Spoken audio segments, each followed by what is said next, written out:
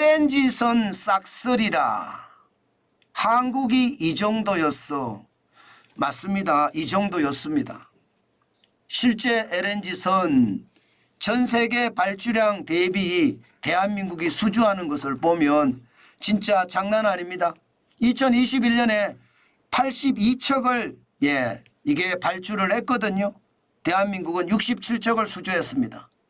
81.7%를 기록을 했습니다. 2022년에는 67.6%고요. 2023년에는 79.7%고요. 올해도 7월 1일 기준으로 66척을 전 세계에서 발주를 했는데 그중에 44척이 대한민국이 수주를 했습니다. 대단하죠. 저는 이것을 보면서요. 대한민국이 중국의 어떤 경쟁에서 우리가 이길 수 있는 길이 여기에 있다. 이렇게 보입니다. 초격차 기술 말입니다. 중국도 LNG선을 만들거든요.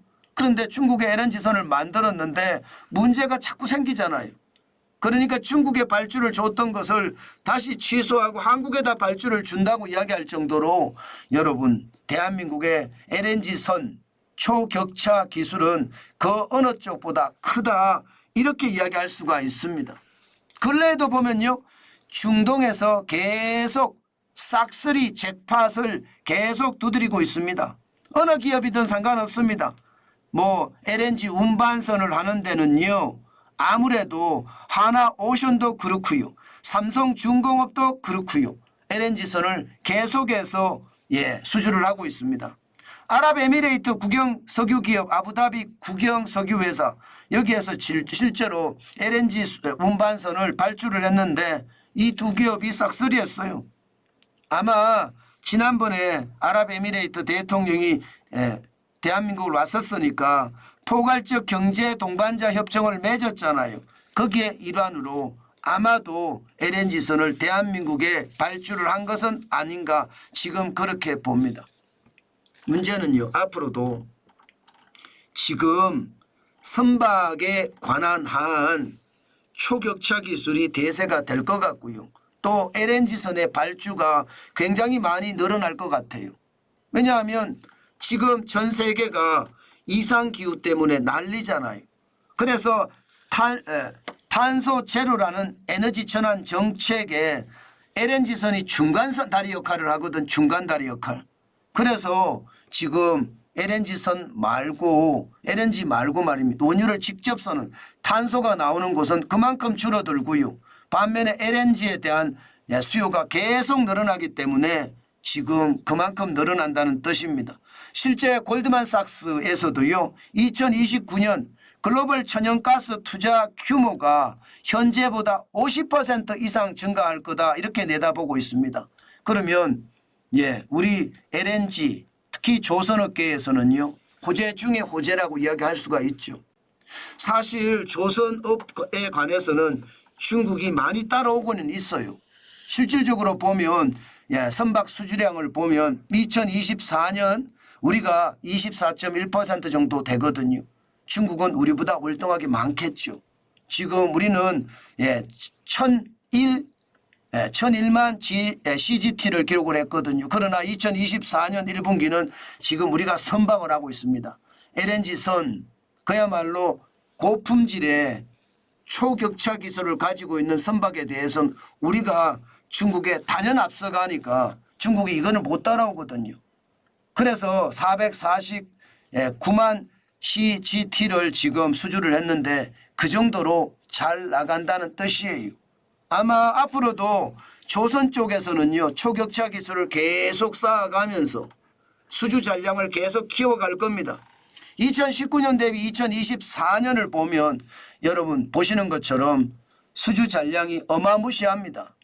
73.8%예요. 2억 3,700만 CGT가요. 4억 1,200만 CGT까지 지금 계속 늘어난다는 이야기거든요.